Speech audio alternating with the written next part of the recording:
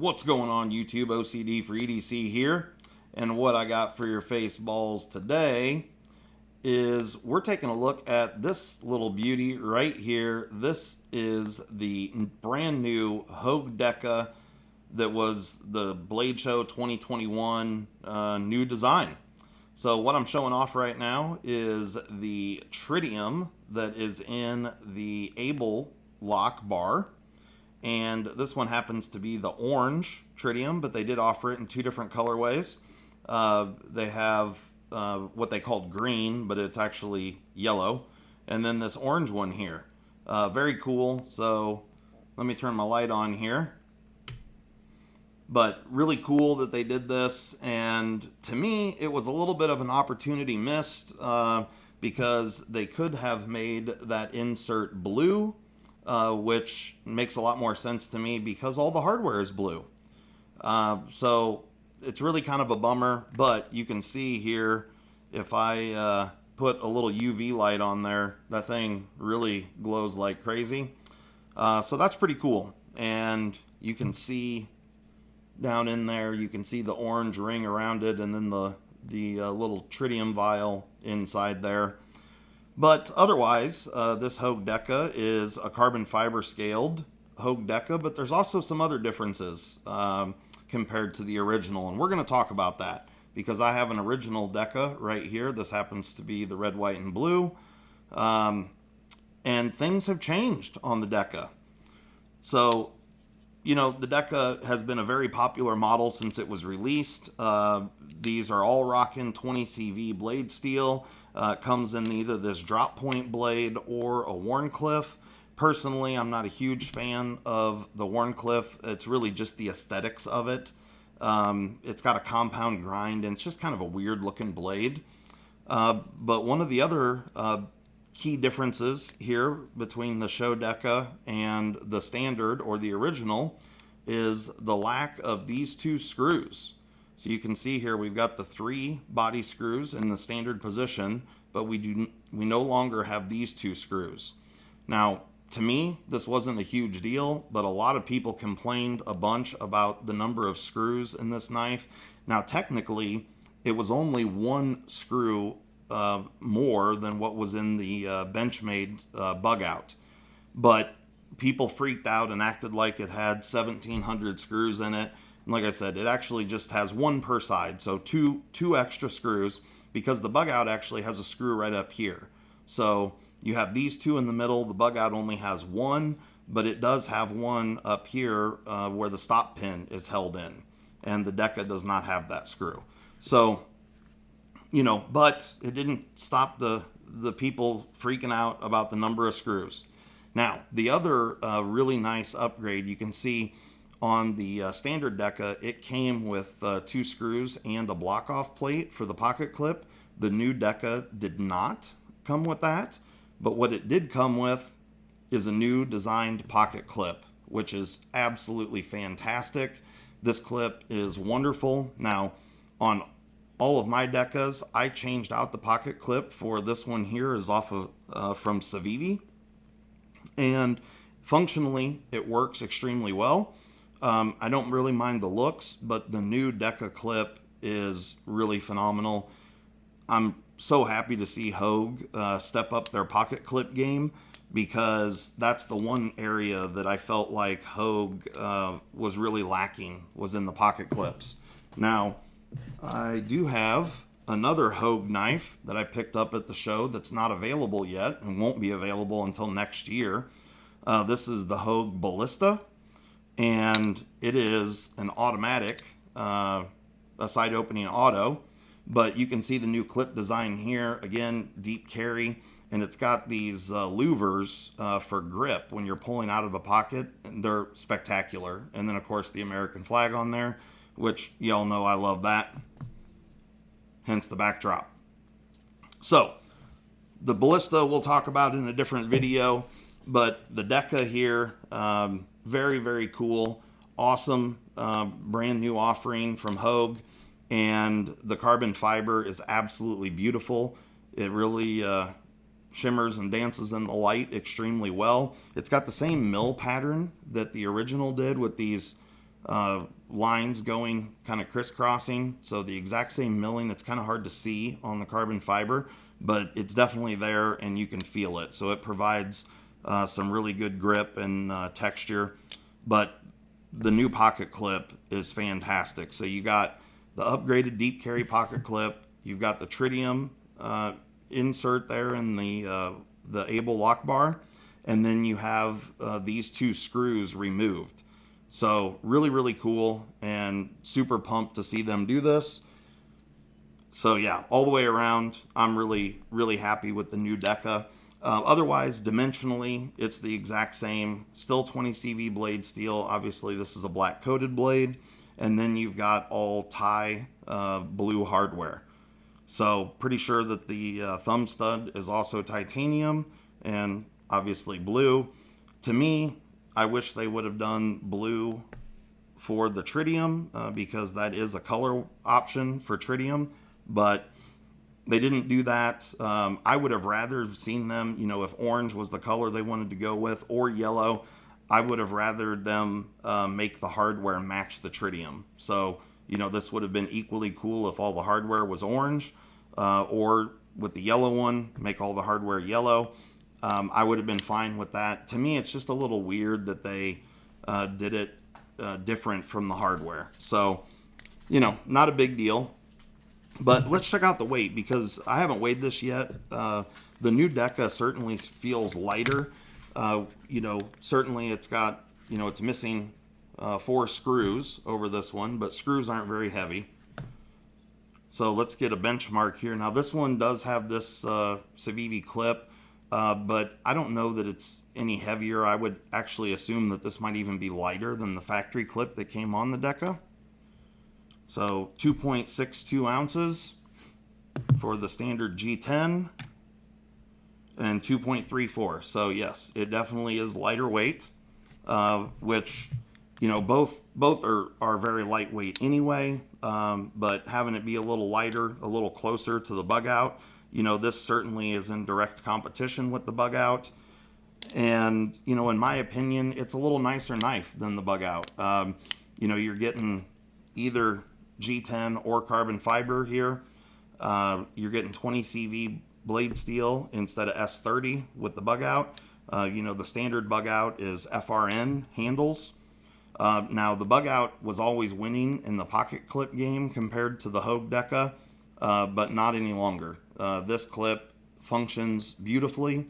Now the screws do stick up, so they could have done that a little nicer, but it does function well. I have not had any issue getting this in and out of my pocket.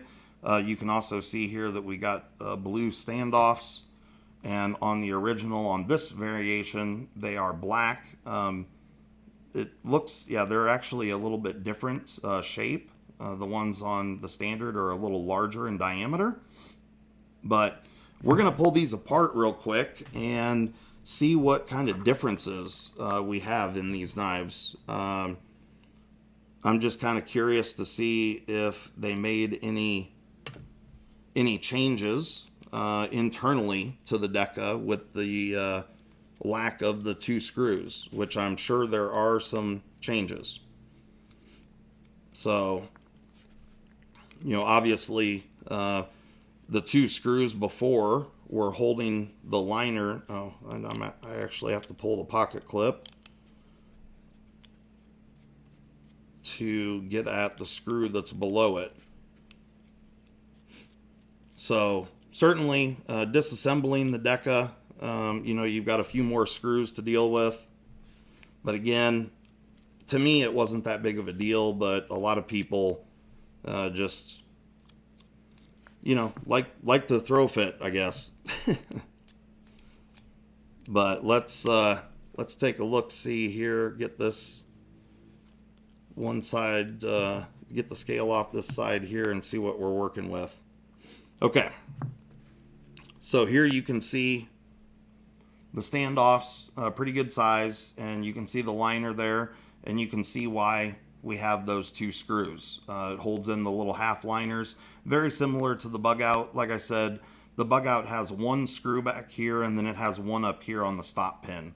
So just a little different approach, but same number of screws, or one extra screw compared to the bug out. But let's pull this one apart and see what we're working with here on the new Deca. Now, I'm not 100% sure if they're going to be making more of these. I've heard conflicting information there, and it sounds like that they probably will at some point, but it sounds like it's going to be a little ways out. That's the best info that I can give you right now, is that this carbon fiber Deca with the tritium sounds like it will be available at some point, but it's going to be out a little ways.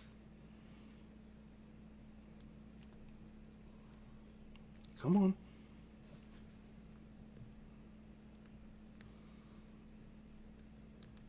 All right. So we definitely have some differences here. Let me grab a rag, and then I drop it on the floor. All right, I'm just gonna get some of this oil cleaned up here, and let me get this cleaned up. So definitely a change in the liners. I can see one other thing. Okay, so there were threaded inserts in the original G10, but they're a little bit different in the carbon fiber. Looks like these threaded inserts are actually inset into the holes where these were pressed in after the holes were drilled. But you can see the liner difference here. So pretty big change in the liners, and that's where most of that weight relieving is coming from, or weight reduction, is the change in the liners. These are obviously smaller, and so are going to weigh less, but very similar, and they just come up and tie into that standoff instead of coming back and having those two screws in the middle of the handle. But you can see the difference in the standoffs here. These standoffs are just flat, and these standoffs actually have a shouldered area that go up into the scales. Definitely a better quality standoff here. You just have more contact and more surface area when you have the shouldered collar going up into that hole, plus the flat supporting around the hole. This is a better mechanical connection than this over here is. So you're just relying more on the hardware to keep everything in line, where here you're just relying on the hardware to just keep it tight and together. But otherwise, very, very similar.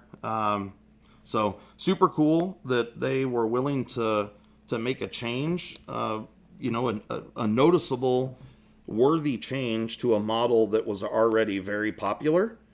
So bravo to Hogue for doing that. A lot of companies don't do that kind of stuff. Once they have a model that's popular, they just keep making them. And, Hogue could have done just a different colorway, and I'm sure it would have sold and been popular. But not only did they do new materials and new colors, they made some functional changes to the knife. Not just with the pocket clip, but also internally, that doesn't, well, I suppose the lack of screws changes the aesthetics, but that's really it. And like I said before, the screws never really bothered me. So, whether they did that to just for aesthetic reasons, or they did it to just actually improve the overall quality of the knife, I would say they achieved both of those things. So I've got the pivot just a little bit too tight here, but they achieved both of those things by changing the knife design and putting the different shaped liners in there. It made the knife lighter. It made the knife better looking with the lack of the screws, and they improved the standoff design, which is very, very cool. So bravo Hogue. They did a really great job there. I am very confident that this knife will be extremely popular. Now, one thing I do have to say though, the original Hogue Deka, this one right here, I'm wanting to say these were somewhere like right at $140 or $150, somewhere in that range, depending on which colorway you got, which G10 option. There were many different colorways over the Deca's run so far. You know, originally it came out in the blue G Mascus is what they called it, and it was like blue, black, and gray or something, blue, black, and white. That was one of the, oh no, that was the correct screw. When you're putting these back together, the 2 screws that go in the middle of the handle are shorter than the 3 on the back. So just keep that in mind. But anyway, they had multiple different colorways in G Mascus, and they ranged in price a little bit. So I think the stock one was, you know, like I said, right around $140, give or take a few bucks. And this new carbon fiber with the tritium is a little over double that. They are $300, which seems to be a little bit crazy. You know, the Deca is a really great knife, but $300, you know, I know a lot of that cost comes from the tritium. Tritium is not cheap. So, you know, I understand it, but tritium is also a little bit gimmicky, kind of.